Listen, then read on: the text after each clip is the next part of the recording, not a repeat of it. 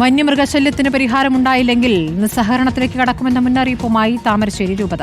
Thamarassery forest ഓഫീസിന് മുന്നിൽ കത്തോലിക്ക കോൺഗ്രസിന്റെ നേതൃത്വത്തിൽ സാരിവേലി സമരം നടന്നു. വനം വകുപ്പിനെതിരെ അതിരൂക്ഷ വിമർശനമാണ് ബിഷപ്പ് മാർ റെമിജിയോസ് ഇഞ്ചനാനിയിൽ ഉന്നയിച്ചത്.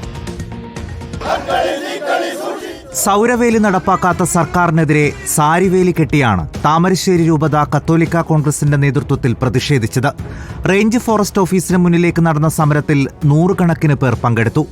ജീവിക്കാനുള്ള അവകാശം സർക്കാർ ഇല്ലാതാക്കുന്നുവെന്ന് താമരശ്ശേരി രൂപത ബിഷപ്പ് മാർ റെമിജിയോസ് ഇഞ്ചനാനിയിൽ.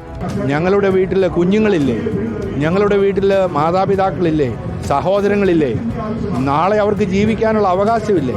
വന്യജീവി ആക്രമണത്തിൽ ഇനിയൊരു ജീവൻ നഷ്ടപ്പെട്ടാൽ നിസ്സഹകരണ സമരം ആരംഭിക്കുമെന്ന് മുന്നറിയിപ്പ്. ഞങ്ങളുടെ ഈ സമരം ഇനി ശക്തിപ്പെടുത്തുക തന്നെ ചെയ്യും. ഗവൺമെന്റിന്റെ കണ്ണ് തുറക്കുന്നത്. വന്യജീവി ആക്രമണത്തിൽ സർക്കാരിനെതിരെ നേരത്തെയും താമരശ്ശേരി രൂപത രംഗത്തെത്തിയിരുന്നു. തദ്ദേശ തിരഞ്ഞെടുപ്പ് അടുത്ത സമയത്താണ് രൂപതയുടെ നേതൃത്വത്തിലുള്ള പ്രതിഷേധ പരമ്പര എന്നതാണ് ഏറെ ശ്രദ്ധേയം.